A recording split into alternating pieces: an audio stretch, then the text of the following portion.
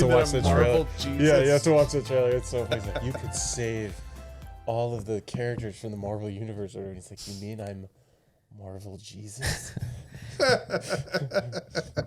Dude, with last week's episode, the 007, what I was gonna, I have a theory. Okay. Oh, Other than the magic tank theory? How Yes, good was that? That was a great theory. The different theory is, I think they're gonna come out with another one, and I think Boris is still alive. Boris is frozen, dude. He's frozen somewhere in Cuba, right? somewhere frozen, and I think he's gonna be the new villain, dude. Okay. You know what I mean? You know, And maybe I'm he gonna is talk about invincible, it. dude. I'm going to talk about it in this episode, so I won't say it yet. But I guess we are recording.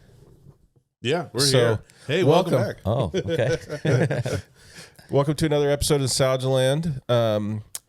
Super great to have Tony back with us for another episode. Thank you for Thank you. being here. Yeah, hope you guys enjoyed last week's. It was a lot of fun to film, to sit and catch up and talk smack with such a good friend. That was Onatop's inner monologue coming back again. That's right. Smack. But Trey's still unavailable to be with us because he has so many important things in his life. Get your priorities straight, Trey. Yeah, Get your priorities straight. Yeah. And it's not this show. That's what it is. But we hope to have him back by next week if he is able. And maybe we can talk about why he's been out when he gets back. Yeah. Super exciting. It's a mystery. You know, that penis reduction surgery really takes it out of you. I mean, when I got mine done, I couldn't stand for like a week. Yeah. I mean, that's tough. At least it's not dragging. When you on the get floor penis every time. enlargement, you just right back at it. You're I just didn't back in the game. I didn't miss a day. Really? Yeah, I was right back to work. A little Dang. sore. Didn't even Yeah? take the morning Yeah. off. No. Yeah, you know, the funny part is it doesn't work.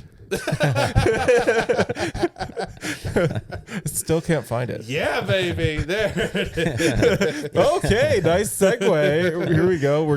Today we're going to be covering the first of a trilogy of movies that So brilliant. shaped Yes. my middle school years, my early high school years. We're talking about the international man of mystery himself, Austin Powers. Yes. Cheer it up.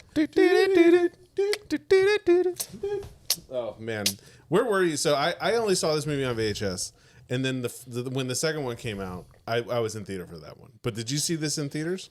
No. No. Okay, this I don't was think I this did a either. VHS for you too? Yep. So you know the trick there was the first movie didn't do all that well in theaters. I mean it okay. it wasn't like a flop, Yeah. but you know, it wasn't anything. And then when it came to VHS, it became a cultural phenomenon. Kids, VHS is a thing that came on this like giant cassette tape. Wait, cassette tape. Yeah. Don't worry about it. Look it up on the internet. Look it up. We'll be fine. Shout out to Blockbuster. Rest in peace. Oh, R.I.P. R.I.P. Well, I heard they were trying to make a comeback. I would welcome that. Dude. I'd Yeah. welcome it. Yeah, I'm tired of. And I love streamers. the shots that the Twitter account is still taking at Netflix to this day. That's right. Like, yeah. oh, you know, back in the day, we didn't care who you shared your movies with as long as you returned them on time. And be kind and rewind. That's right. That's right. The one thing that I really wanted to bring up last week, but I didn't want to give away this week's movie so much, even though we mentioned it like 4 or 5 times, I think we did. Yeah. Okay. was Daniel Craig had an interview where he said that Austin Powers did a lot of damage to the James Bond franchise. What? Because if you go back and you watch like everything before the Daniel Craig movies, I even talked about it last week. There's a hint of humor. There's those one-liners that James throws in there that are funny and a little corny, a little stupid. Yeah. And he said, you know, and then Austin Powers came out and we couldn't do a lot of the funny stuff anymore, and it had to go more serious and more gritty and hard. And all I could think the whole time listening to this was, what a load of horse shit. Yeah. Like, you don't change your property because a different movie came out. Like, Yeah, dude. and even like Mike Myers said that these movies were created out of a massive love for James Bond. Like, what are you talking like what are you talking about? That makes no sense. Yeah. Crazy. And they're making fun of the parts that kind of deserve to make fun of. Absolutely. You know what I mean? And be like, hey, and then the James Bond after that, hey, we've got to adapt a little bit. Right. Yeah. We've got to maybe, It's those tropes. It's the tropes. Like, okay, here's the hot sidekick, and here's the evil villain, and one of them is, like scarred. Like, I realized, like, I saw the similarities of like, oh, like Sean Bean in GoldenEye was scarred, and Dr. Evil is scarred, and Blofeld, who Dr. Evil is like a parody of. The parody of, has the scar has and the one scar, bad eye. and a card game, a casino game, basically in every single James Bond movie. Yeah. With a villain. Yeah. It's you playing a villain, and there's going to be some kind of. That's something that we didn't talk about because we got carried away on other things. But when in GoldenEye, when they play Baccarat, yes, him and Onatopp, and all I can think is, what the fuck kind of game is this? I have no idea. Like, I know that rules? Yeah, I know that Baccarat is a game, but they're like, I have 5, you have 3. Oh man. Shit. Like, great. Thanks. okay. Yahtzee. Just gonna go off your body language because I got nothing. exactly. You know what? Yahtzee. I win. Great. Sorry, you get me, I'll get you back. Sorry, Baccarat. Do you think? Okay, because I thought it was always a random thing, but now you just reminded me that there was Baccarat. Yeah. In the GoldenEye, which came out in '95. Yeah. And this one, International Man of Mystery, came out in '97. Yes. And in that movie, I thought it was so random that in the middle of the movie, they go, he looks straight onto the camera, breaks the fourth wall, and goes, "Ladies and gentlemen, Mr. Burt Baccarat." And he's that was playing. the actual. piano. That was an actual performer. Yeah, no, that was actually. And he loved him. Burt Baccarat. Yeah, but I was think like, it's oh, coincidence. But it's Baccarat and it's Burt Baccarat. I think it's coincidence. That's crazy though. It's That's awesome. nuts. Yeah. Yeah. It's awesome. I don't even know where to begin with this because it's all the gags, and it's in the whole movie. It's just the premise is Dr. Evil gets away and is trying to destroy the world and holds the world for ransom. Right. And then the rest of it is just play on words, sex jokes, Him nude and being covered up. Yes, him or her. Some of the funniest sequences. Yeah. And so it's not really so much about the plot. I feel like for us, it's like, what were the moments that like really stuck to you? Like you were saying, how it shaped your middle school. So many moments. And it's tough. Like I was talking with Tanner since we knew that Trey wasn't going to be available. We didn't know if Tony was going to be able to. And he said, you know, if you can't get anybody, I'll try to be there. I'll be there to help out and he said, GoldenEye I might be able to do, but Austin Powers I don't know if I could because I'm gonna get all the gags mixed up between the 3 movies and I won't know where I'm living. And I'm like, yeah, it's really tough. It's really tough because I want to break into some other gags that they don't do until the second movie and then again in the third movie. Right. And I mean, like, this was such a great like time in cinema film when we had movies, pictures, where we had. There was these series, like great comedy series, like with this one, Shrek, and they were like, "Oh, we're gonna do this one. Let's make another one. Let's keep rolling the jokes over and over and over again." But I know that Mike Myers, like I hear, and what makes it sad to me about it is like I've heard so many stories that he's really difficult to work with. Oh yeah, have you heard some of those? Like I haven't. No, and it's not so much like he's like a perfectionist, but it's like he like will stomp on other people's lines and be like, you like don't do it like that, say it again, do it again, and do it again, and like he will just persistent. But it's like in a way it's like you have to respect the craft. That's interesting that he would do that because he made the Guru movie. Yeah, and like they should have stomped on that whole movie. Well, every movie he's in, I mean, he is like, I know there's always the main character in every movie, but he is the heart and soul of all those movies, right? Yeah. Like I can't think of a movie that he's like a side character, right? Exactly, because he like Wayne's World, he's like part of Bastards. Oh yeah, yeah, but that's late in his career. And he had already made he stood there. He already made the Guru and killed it. Killed him. He killed his career. Yeah. Plus, he has all the money. Yeah. Oh yeah. From Austin Powers and Shrek, and he never has to work again. And he is amazing in Inglourious Bastards. Oh yeah. Yeah. Loved him in that. But I mean, so so with this one, it's like I remember walking around the school and kids just suddenly going, "Yeah, baby," and I mean, in doing it became a huge cultural phenomenon. Yeah, And there wasn't anywhere you could go for several years there. I mean, think about like when did Golden Member come out? Like 2002 or something like that. Like almost a good like 6 or 7 years there, where people were screaming, "Yeah, baby!" and screaming an Irish fat bastard. Oh like, yeah. like insults to each other and stuff. But that's back to the so the movie opens that Dr. Evil, which I thought was great, that they don't show his face at first. Like it takes a long time to get to his face, which I thought that's again respect to the property that came before it, which was all these James Bond movies that he loved. But the opening sequence, how it begins, and it's him dancing through the streets and all the gags of him coming through, his face is everywhere. And it's like, this is brilliant. Yeah. Like Different. It's different. It's different. It opens up, it kind of tells you like what you're in for, and you're just there to have a good time. Yeah. Is it. So don't take it too seriously, Craig.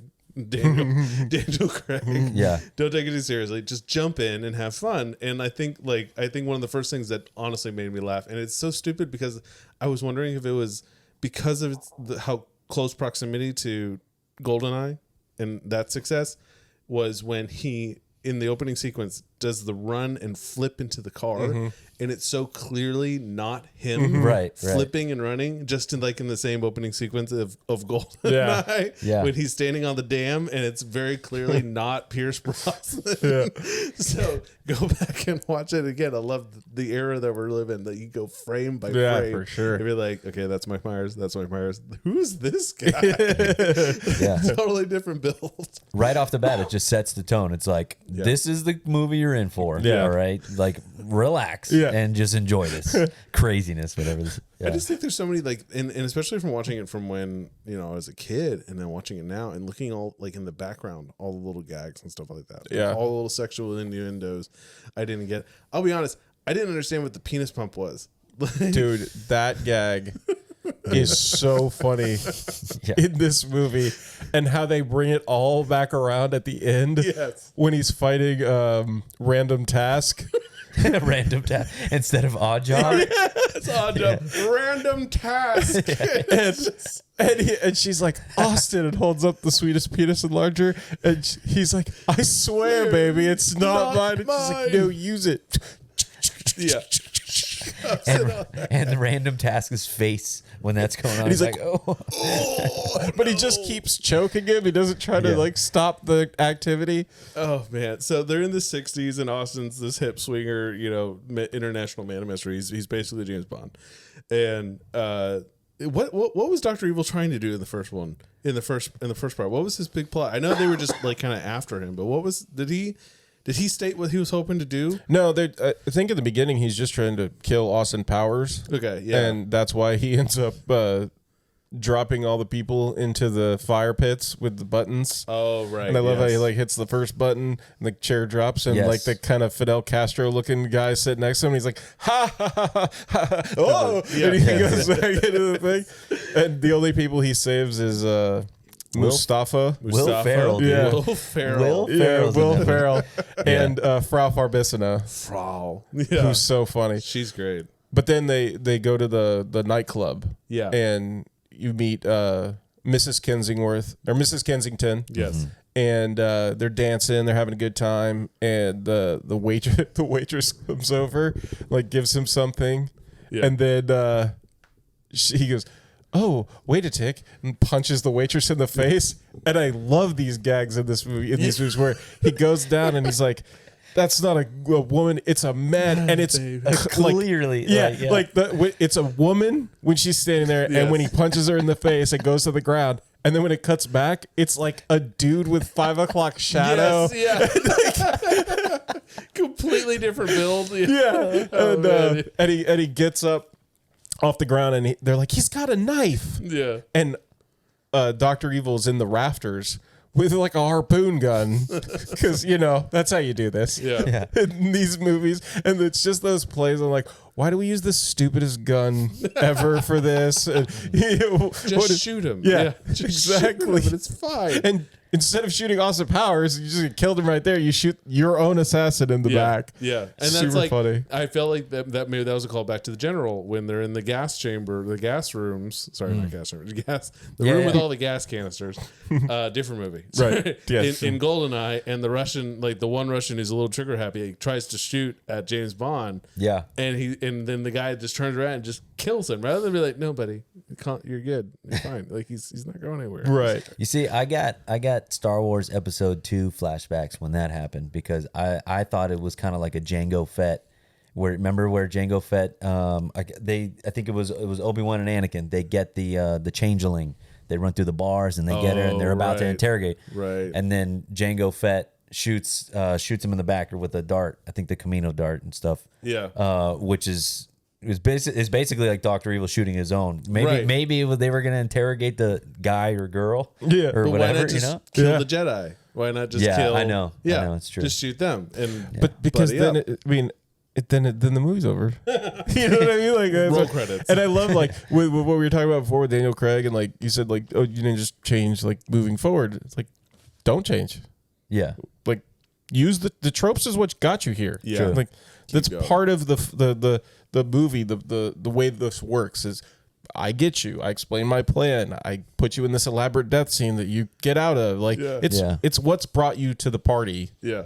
Don't run away from it. Just make it better and different each time until you can't do it anymore. Yeah. You don't need to change. Yeah. I agree. Yeah. You don't need to. Yeah. This is what I came to the movie to watch. Yeah. I want to see that. And the jokes and the little stuff and the shaken not stirred. Like, I came to see James Bond, baby. I want a lot of vagina in my face because I got Xena on a top and we're going to make little innuendos about her being on it. Hopefully you can stay away from being on a top or whatever Money Penny says. Yes, give it to me. That's what I want. Like, I want to see that.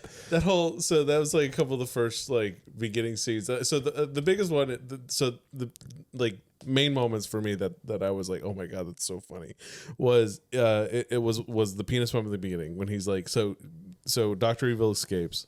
Austin Powers, they decide to freeze him because for some reason Dr. Evil's being frozen.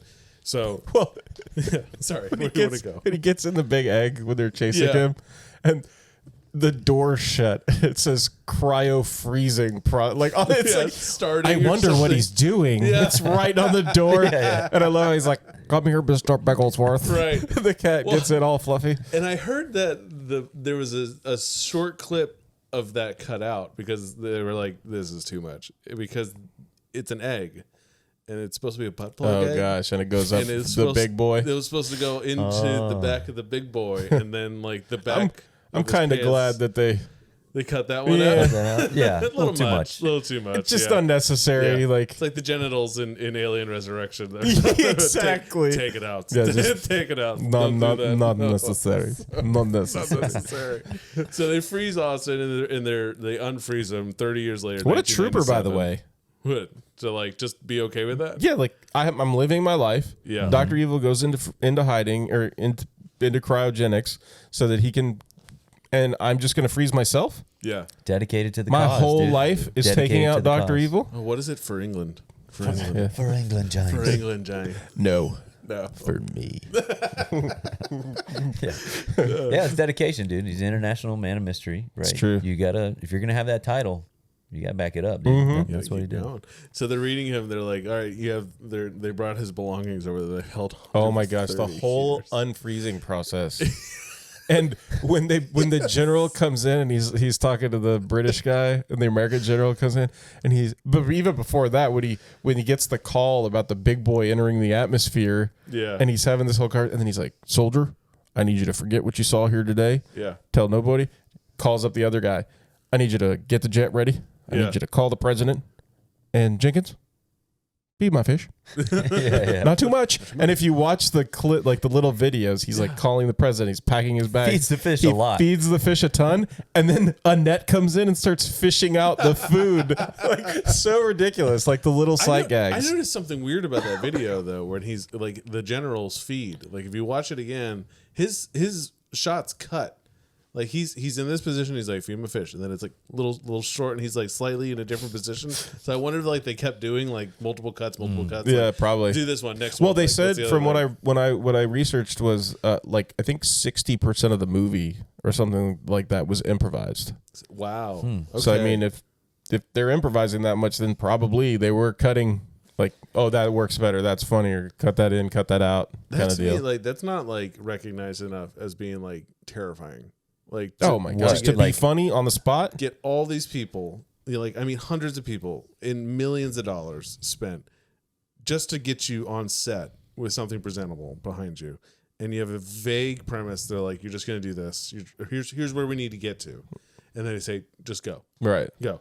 And for actors and people like that's not recognized enough is like how brilliant that is, like how much like talent that takes for people to just be like, okay, yeah, and they just go and just let them run with it. I think for them it's obviously like practice. Like a lot of those a lot of those people are SNL people, like Saturday Night Live. So that's kind of, I mean, I know those were, there's actually like sketches and stuff. There's in a SNL. script. Yeah. But when they're figuring that stuff out, they're just doing that. I'm sure. Like Will Ferrell and a ton of his stuff is improvised. Mike Myers, I think, is no different. Well, Mike Myers is Canadian, I believe. Canuck. Yeah. And he comes, and they're known for their improv comedy, like with Second City and Second City. And then like in Chicago, you have the Groundlings and like these big improv groups that a lot of them went on to become SNL stars. Yeah, and you're talking like Eugene Levy, Catherine O'Hara, like a lot.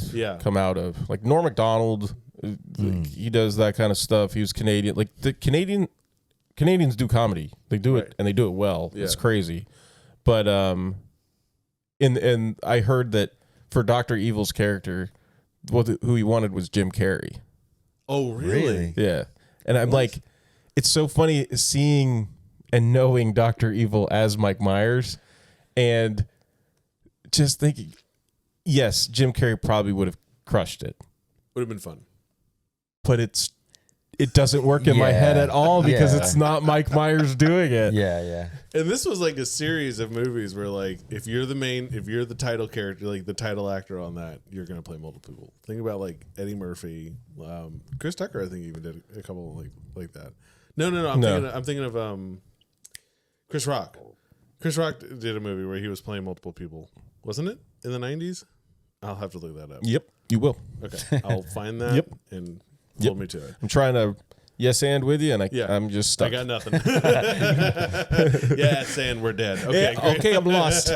I know Eddie Murphy did it many times. So the whole sequence where he's like, he's being unfrozen, and they're washing him and then drying him, and they turn him around. So what I was gonna say about that, please, was when the general comes in, he's like, "Hopefully, we don't have to save you like we did in WW2." Like it's the most random line, but the way he delivers it cracks me up every time I watch the movie for this show. I kept thinking like, what was that? Why did he say it like he's 150 years old? WW2. Well, he's the general. He's taking responsibility for that. I guess so. He's rubbing it in. Yeah, for that win. It is good to see those guys. Like those guys, I don't know what that guy's name is who played the general, but he's in a ton of movies. Yeah.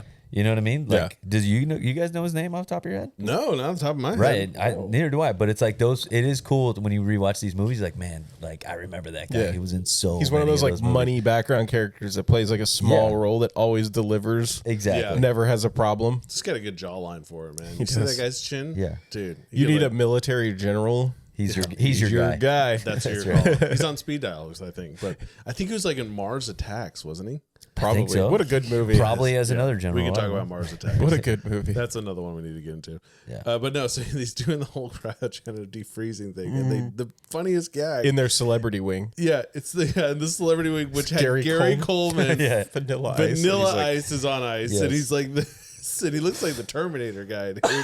But like, so they turn around, they go through this whole process of warming him and everything, and he's like just out of it. He's kind of not sure where he is, and they turn him around for him to relieve himself, and he starts peeing, and it's like a 3-minute stream. Love it. And you think it's over, you think it's done, and then it keeps Evacuation complete. And he's peeing again. Yeah.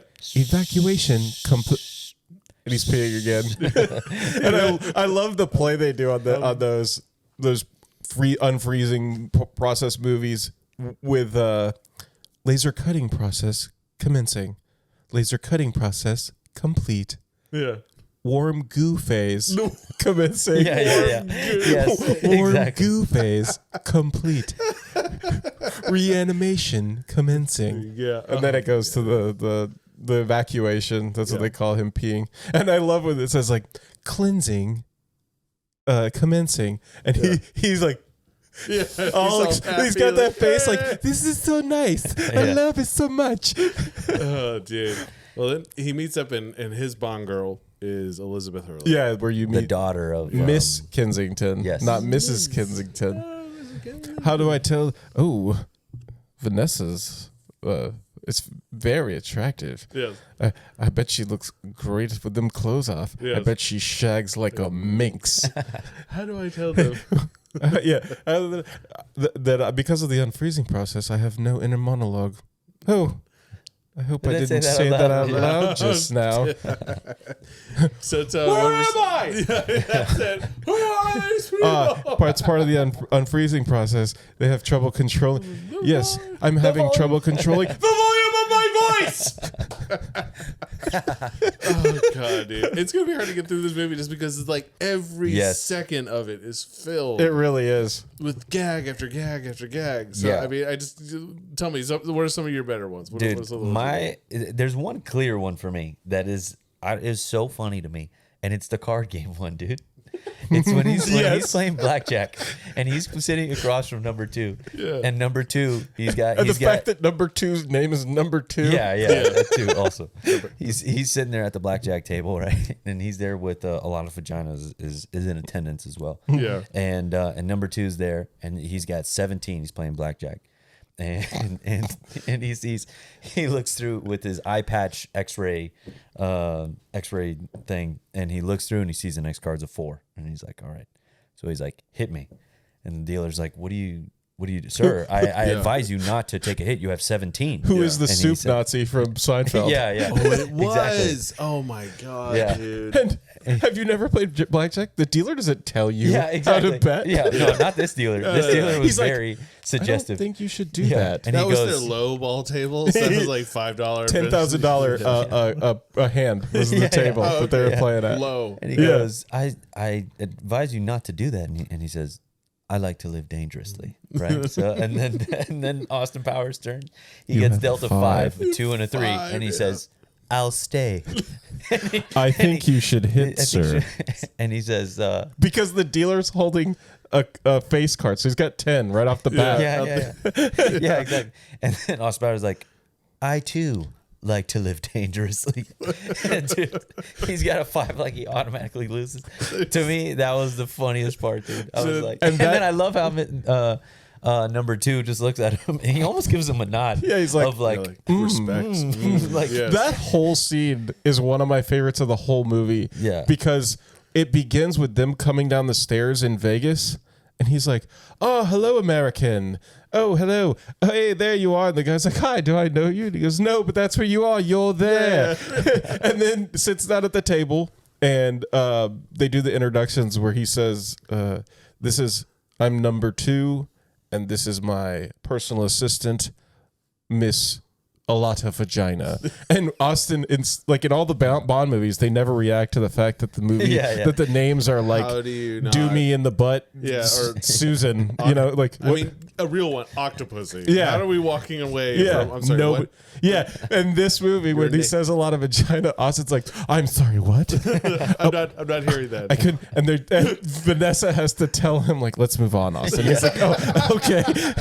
And then it's his turn to introduce it, and it's one of my favorite lines in the whole movie. Allow myself to introduce myself.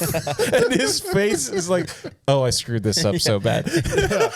Yeah. Well, then in something it felt random to me, but I was like, okay, it keeps the thing moving. So Austin now has Dr. Evil's unfrozen, and he's back in his lair, and he now has this new assassin. He has Mustafa, Frau Farbissina, and this new assassin. I forget what his name is, but he's Irish. Yeah. And It's he like Patty something, I can't remember. Yeah, he's an assassin, and he has this chain of little charms that he leaves on his victims, and he immediately just gives this deadpan, they're always after me, Lucky Charms. And you get Frau like, They're all kind of snickering.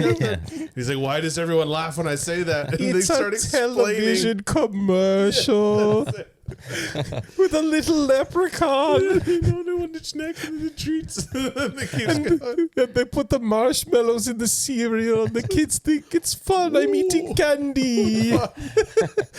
So that guy, Patty, we'll just call him Patty, is after Austin in the casino. And Yes. you get this random interaction Tom Arnold with appearance. Tom Arnold. Dude, love it. Tom Arnold jumping in there. And that whole thing, that whole scene where he walks into the bathroom, Austin, and he's like, because he's trying to follow number 2. Yeah, yeah. Have you seen the bathroom attendant's blind? And he's like, Oh, anything yes. at all. Have you seen? And then Tom Arnold busts in, and I didn't get it until I watched it again. I never noticed this when I was it. He kicks that door in, Yeah. and you hear that he Slams it. He hit the blind guy, and like coins are jingling on the floor, and you hear him go, "Oh!" Like, kind of like out to the side. And he just moves on, and it's hysterical. And so then you get that great scene where Austin's in there, and like Tom Arnold is like, "Have you ever had a bathroom situation where like somebody's like, 'Hey, buddy, good luck in there,' and you're just like, okay, like." Dude, that is the most supportive. Yeah. If you listen to last week's episode, if I had that guy with me, I would have felt a lot better. That's what you needed at the top of that rope. Tom Arnold, dude, where were you? Where were you when I needed you, man? Just to support, just to be there. Yeah, just you as tell. the You sheer tell. good What did guy. he say? You tell that. Who does number 2 work for? You show that turd who's boss. Can I get a courtesy flush over there? Hey, man, come on. Don't strain so much. You're going to blow out your O-ring. That's what he said. Thank you, Tom Arnold. Thank you, Tom Arnold, for being a part of this. So It just- ridiculous. you know that he brought that flavor to that scene. Like he had all of these things. He's like, it's gonna blow out your O-ring. He's like, take a deep breath, bite down on your lip, bite on your lip. We'll get through this. We'll get through this together. And then what does he say when he sees him at the end? Because Austin has dunked Patty O'Houlihan or O'Brien's head in the toilet and flushed it and stuff and like killed him in the toilet. And he steps out and Tom looks in and he goes, "Oh my God, boy, what'd you eat?" And he's like excited about Like it. he still doesn't get the whole.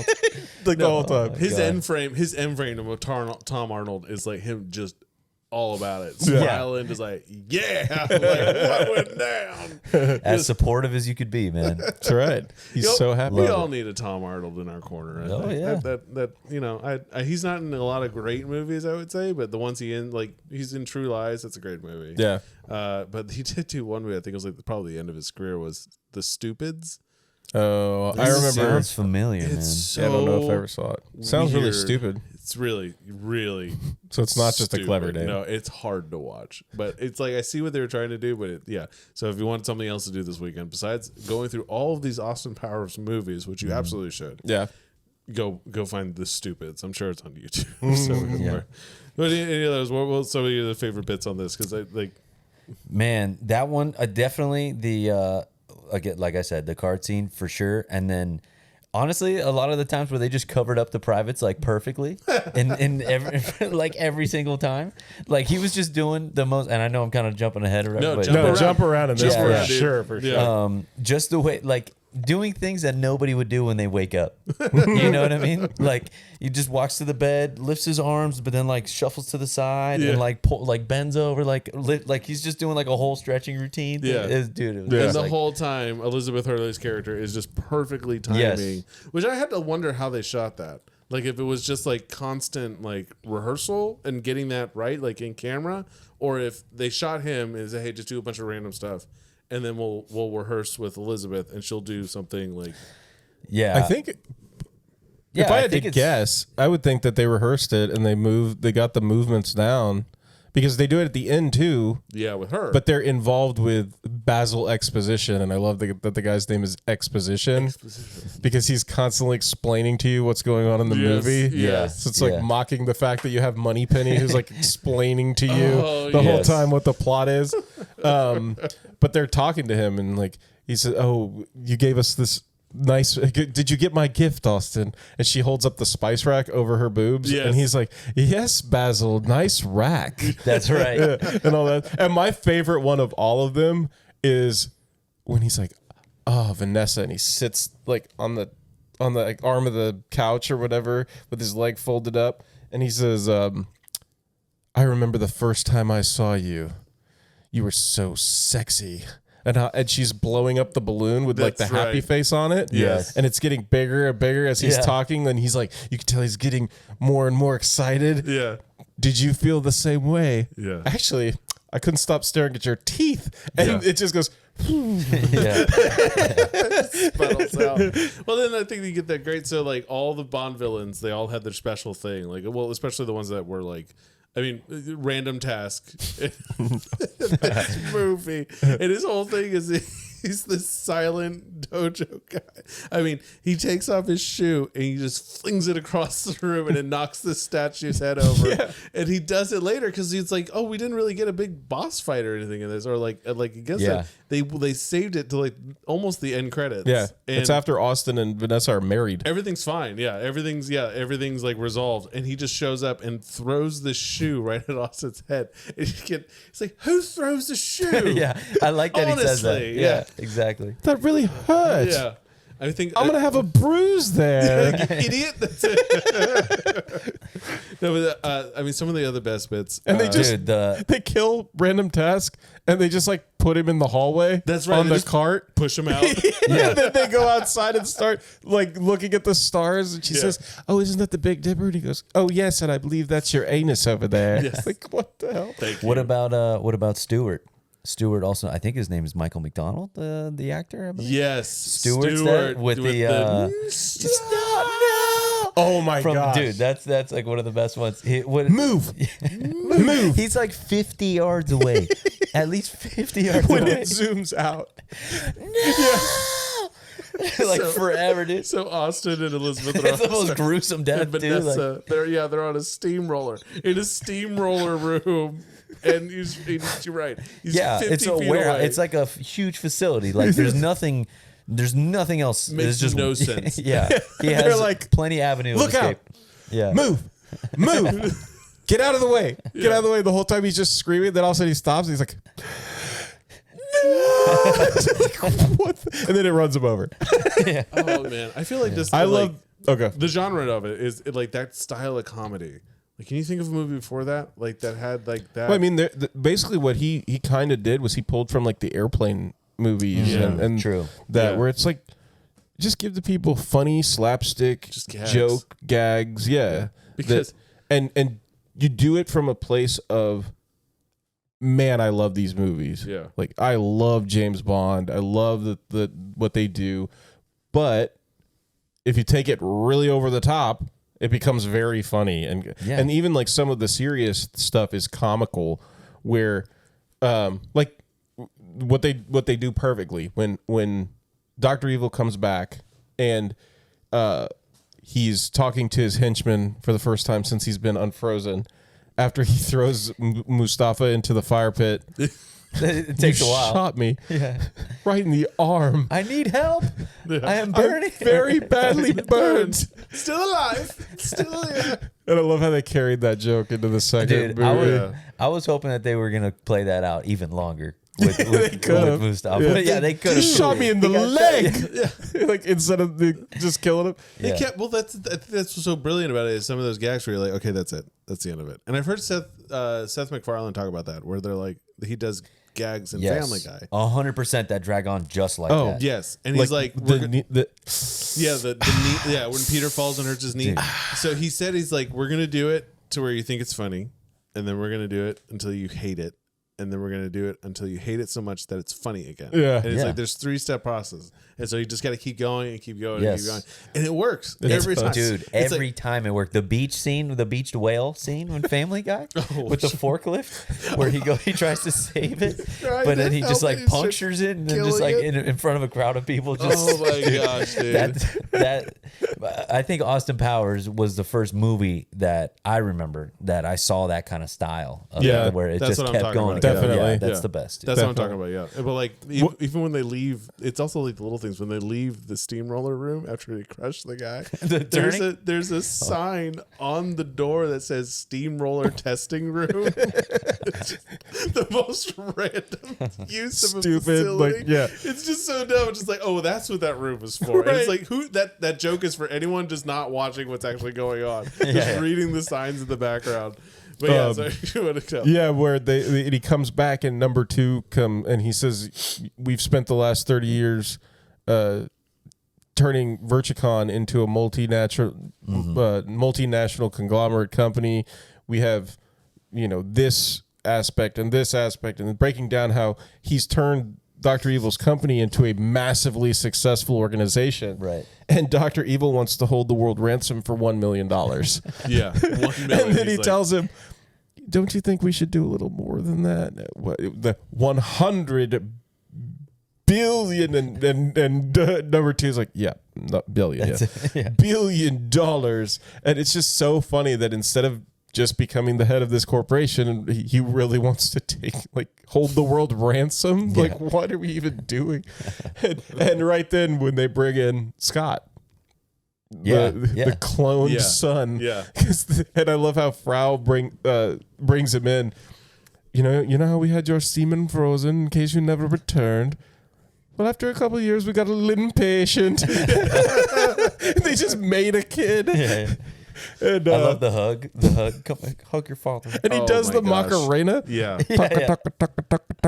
That is drawn out, and I was like, "Whoa, dude!"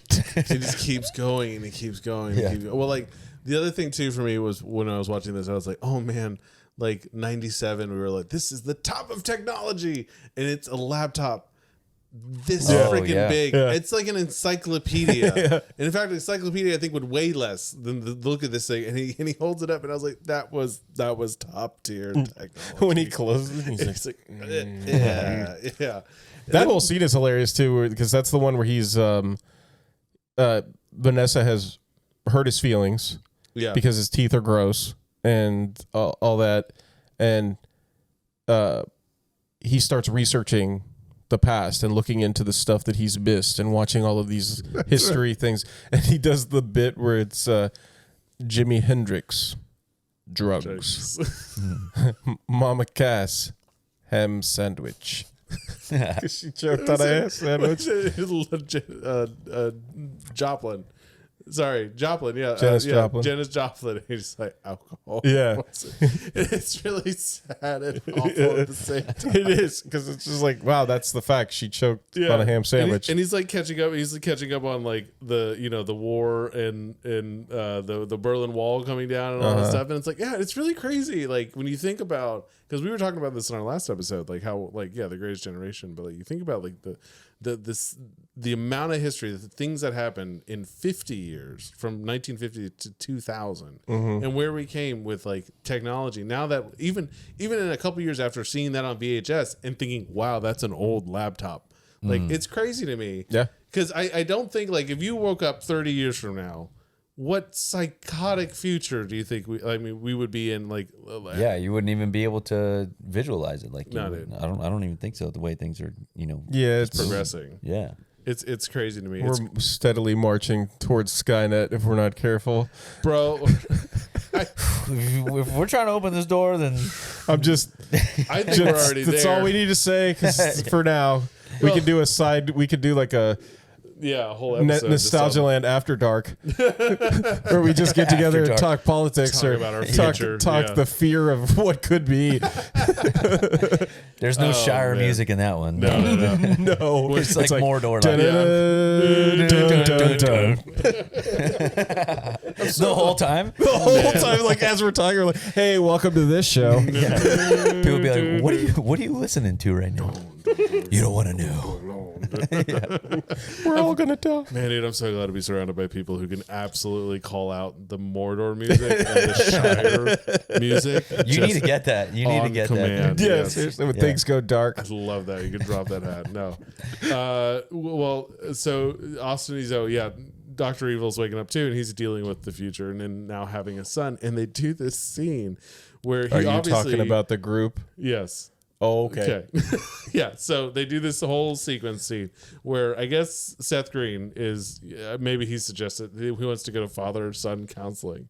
And so, Shout out to Princess Leia, dude. yeah, they go and it's Carrie Fisher. Yeah. I didn't realize that was Carrie Fisher until I looked. I was like, hold on, that face is really familiar. But it was her with like a different hair wig and stuff. But I was like, that's Well, Princess she should Leia. have different hair. Dude. She doesn't have hot cross buns if on she her had head. those buns, that would, yeah. That would have been brilliant. Dude, it's an Austin Powers movie. They could have Yeah. made that. They could have done it. Just that it was a different problem. She should have for been her. sitting Yeah. there in full Leia, like with the white with the hot cross buns on her head. Yeah, Immediately. I don't know when why I heard keep her. calling them the hot cross buns.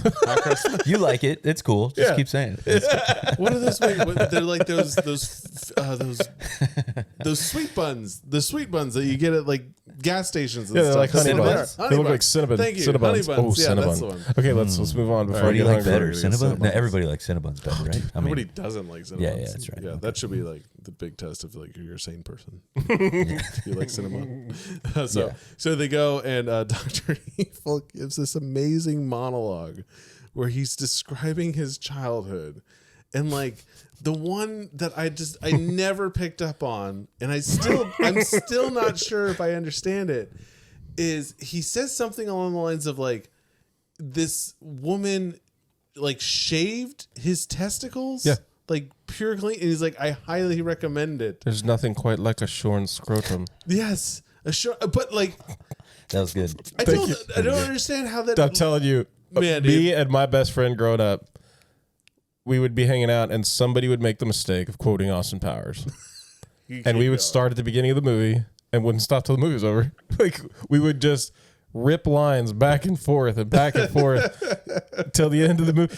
Like the part, the one of my favorite lines in that scene is, and Mr. Avil, is it Avil? It's evil, and it's Dr. Evil. I didn't spend 8 years in evil medical school to be called Mister. Oh man, dude. He's always trying to kill me. No, he's right. Yeah. He's trying to be as like upfront and honest. And like he's like, I'm telling you the truth. I'm trying to kill my son. Yeah. I am. And no matter what he says, they're just like, oh, that's like a metaphor. Yeah, okay. So like he commends him. I've been frozen for 30 freaking years. Yeah. Oh, do you hear that? It's so deep to admit that he's been frozen. It's like, no, literally. Yeah. Oh, Carrie Fisher was such a great random choice to have in that position. And the lines she delivers, everything. You know, the Seth Green's character was originally offered to Colin Quinn. Really? Saturday Night Live From Saturday fame. Night Live? Yeah, and he All was right. supposed to make another movie. I can't remember the name off the top of my head now. Colin Quinn's a little older though. Yeah, but at the time, like, Yeah. He was. and I don't know. Compared to Seth they Green could at have the put time. him in there anytime. Yeah. Like, you know what I mean? Yeah, Like, yeah. True. this That's Dr. true. Evil and Frozen. Just grown up. Yeah. So, yeah, he said that it's one of like his big regrets is that because the movie that he was supposed to be in ended up falling apart and not being made. Really? Okay. Because I was about to say, man, I can't think of many Colin Quinn movies. And he may have been like a side character, and he just wasn't, Yeah. wasn't there or whatever. Okay. He was like in Trainwreck.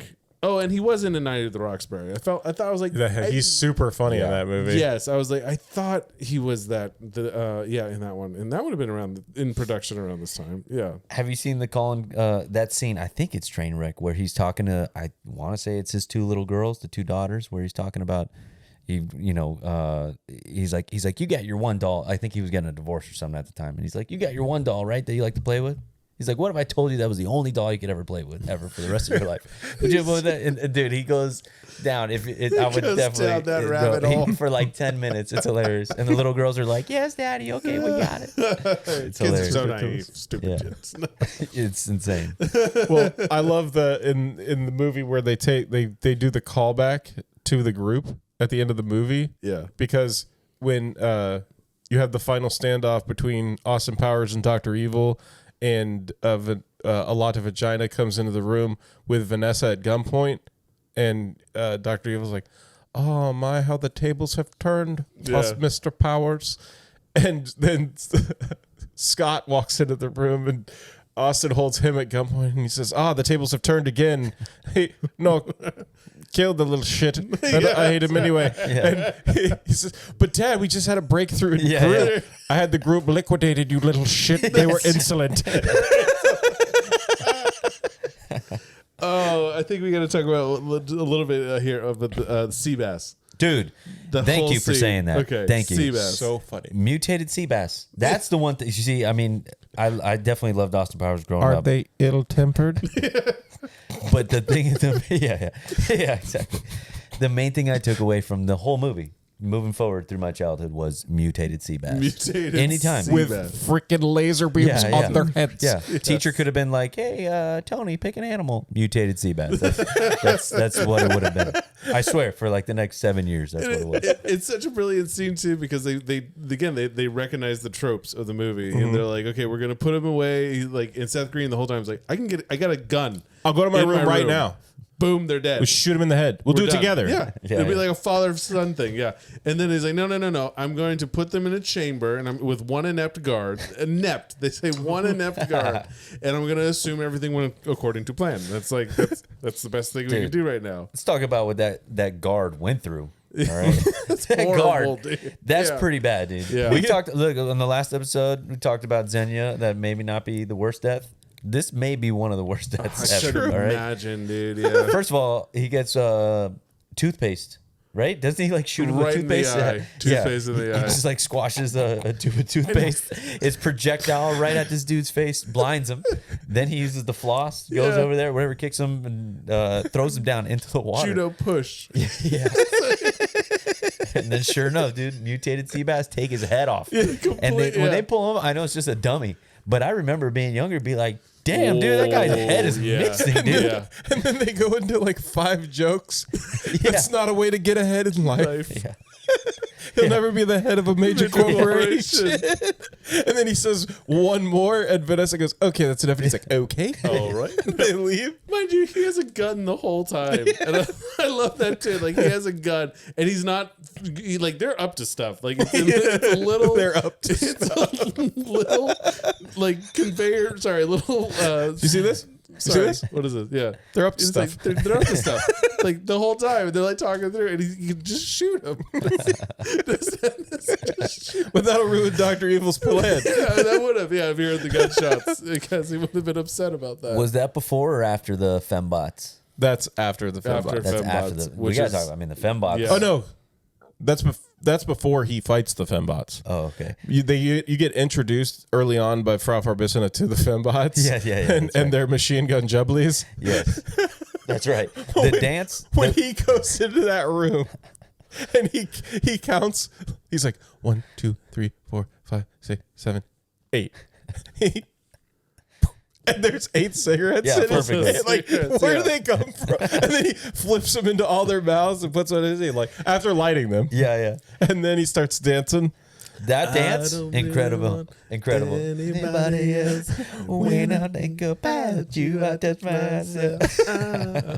My God. And then my favorite line from that scene is when Vanessa comes running in and he's like, "No, it's not what it It's looks not like." what it looks like. They were doing their mojo, and I started bringing out my mojo. We got cross mojonation, and the head started exploding. And she's like, "Okay, Austin, I believe you." I believe you. Yeah. And then, and then the other soldier, she's like, get dressed. And she throws him clothes, and they leave. And then the Yes. one soldier He's kind of lingers back, Does and he's like like, the- let's go. She grabs him, like, come on. That dance was amazing. That So was an funny. amazing dance by Mike Myers. Dude. And he just walks around all the time wearing the Union Jack all over his ass. Yeah, that's what you do. Yeah. That's what you do. When you're an international man of mystery, oh man, I totally want to get a pair of those. Yeah. Well, You you gotta know get what? the American flag. Oh, I can America. make one of those on our store. So you're gonna make I'm gonna a make Speedo A underwear Speedo Union Jack. with the Union Jack. yeah, Okay, that's gonna be a featured product. as long as you don't sully it. No, Oh. not mine. hey, Hey, Hey-o. oh man, we were just about at time on the hour of it. Any other scenes or anything you want to Oh, bring man. on this? I could go mutated sea for a bass, while. bro. Mutated Mutated sea bass. Can Mutated. never have enough mutated sea bass. And it's just like that, like What a picture to paint of just like, okay, he couldn't get his sharks. He couldn't get them with lasers. What are we going to do? Like, what else could it have been? They were put on the endangered. I love number two's excuse to after you got frozen, we tried to get them, but they were put on the endangered species list. Yeah. And it would have taken months to get through the red tape. He was frozen for 30 years. Months. Yeah. And I love that he's caring about legal. Like, he's caring about going through proper channels. And at the end of the movie, because Robert Wagner is who plays number two, right?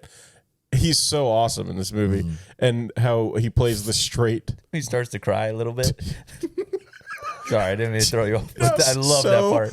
Funny, so funny. That's where he's going. But no, when he comes in at the end, when they're like Austin and Dr. Evil are having the standoff and everything, and number two comes through the door and he says, "Grab him, number two," and he's like, "No, I won't. Yeah, I spent 30 years turning this into a legitimate corporation." And he says there's no such thing as government anymore. It's all corporations. They run the world. And he does the whole I have a proposition for you, Mr. Powers. But right when he walks into the room, he's carrying a big suitcase, like a big metal suitcase, and there's like the fembot hair and legs sticking out of the front of the bag. Clearly, yeah. He's got a fembot folded up in it. That's so funny. And then he sits down in the chair, and Dr. Evil's like, "Oh, forget this," and just hits the button, and he goes into the fire pit that he's watched like 17 people go into through the whole movie. But the way that actor breaks into that little bit of crime there. Oh, I love and it. He's like, "I built a legitimate company. I'm tired of you pushing me around." So awesome. Just a little perfect. So awesome. Yeah. Perfect. Yeah, no, I have to say, and I hope it's a challenge to our listeners, please, if you think we missed a bit that was your absolute favorite. I mean, there's so many. Yeah, we so had many. to have, I think. Please. We got good. most of like the really epic, super, but please. I mean, like, comment. So much of this movie, you're laughing. And the weird things that they do, like especially toward the end, where they just hammer you with this social commentary that is totally makes perfect sense. Yes, where he gives them crap about the hippies and the free love movement.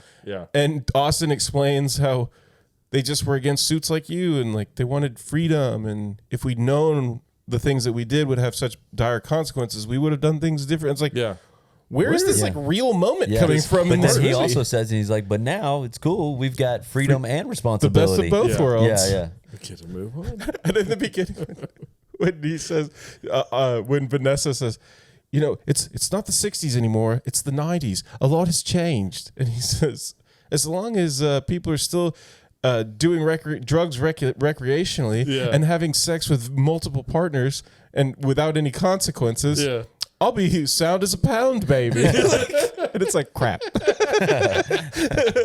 Oh man, yeah. So please, if we missed your favorite bit, if you got one out there that you want to share with us, please comment. Yeah, please comment. Jump in our YouTube, on our Spotify. We have areas there. I'll definitely pose that question, because there's so much in this movie, and it's so packed, and it's it's absolutely fun series to watch on a weekend. I would just go through the whole trilogy. It's worth it. It's such a good time. So when I rented the movie on Amazon,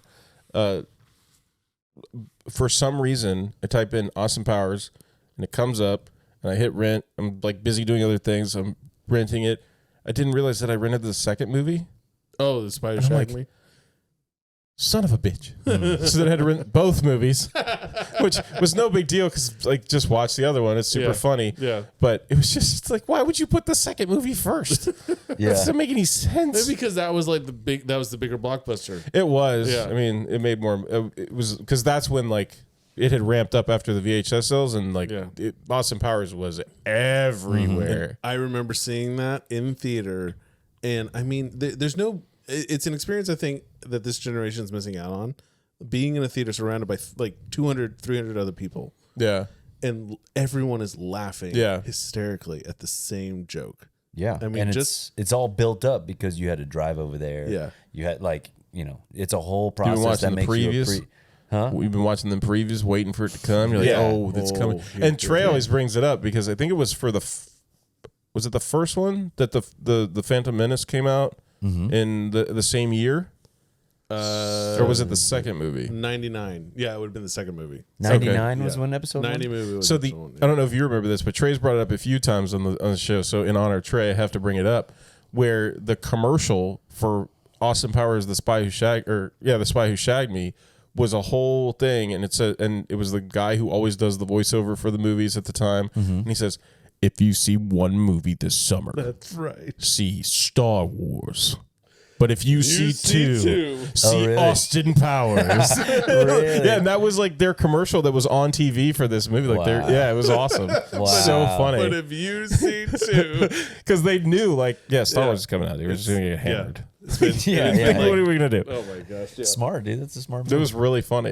And Trey still remembers it to this day all the time, like, brings it up. It's connecting. It's all those connections that we make and the things you take away. The weird little things that you think are just going to fly over you, and for some reason they stuck. Yeah. Yeah. And then by the time the third movie came around with Goldmember, the craze had died off and it didn't do as well. But, dude, There's still great parts. people talk smack. That movie is hysterically funny. And some of those scenes we'll have to come back to the second and third movies at some point in time. But I think we talked about the third movie more than any of them at the end. Yeah. But Yeah. it was so good. Especially with And Mike. so worth a watch. So funny. Yes. So silly and stupid. It's just awesome. Such a good time. That's awesome. Yeah. Yeah. Mandy, well, thank you again for joining us. Tony, thank you again for, jogging around this neighborhood again, and we can just pull you in for any episodes we want. Yeah, I jog appreciate here, you. jog around this block over and over, just looking at Just this house hoping, every just time, see it, and just just hoping to hoping. be like, can I get to this motion, the come here motion? And today Just you guys me got at the me. door, just real slow. Yeah. We're gonna have to start planning for the future for guest spots for Yeah. you to come join all three of us. Dude, say the word. We know I'm that here. you're a very busy guy and Yeah. and not available as much, but Respect that. Yeah. Dude, Yeah. I'm here, man. Whenever I can, I'll be here. for sure. Appreciate it. Man. Well, you can check us out on our Instagrams. All our Instagrams, all our social We have 14 media. Instagrams. Yeah, 15. It's weird, Tell me but tomorrow. we're there. Each one is very specific. I've been told. We do told the one for every algorithm- movie. Yes. It's a lot of work, dude. It's a lot of work. It's crazy. I don't sleep anymore. My kids haven't seen me in weeks. That's why. So check us out on Instagram, TikTok, Facebook. Like and subscribe on our YouTube channel. Again, Turn on that notification bell. Please Please do. comment. Please Yes. talk with us. Let us know your thoughts. Let us know what you think. We want to hear it. Feedback, good or bad. You know, whatever you got for us, hit us up. Yep, and also check out our Etsy shop, and then you can also see our other shop. It's technically our website at nostalgialandpodcast.com. You can also get all of our merch and fun things that we got up there too. So I appreciate your time. Appreciate you being here, Tony. Thank you again for making it Thank happen. you guys. Absolutely, man. We really appreciate it. It was a lot of fun. Oh, yeah. Absolutely. As always, I'm Matt. Tony. And I'm Tyler. Cowbunga.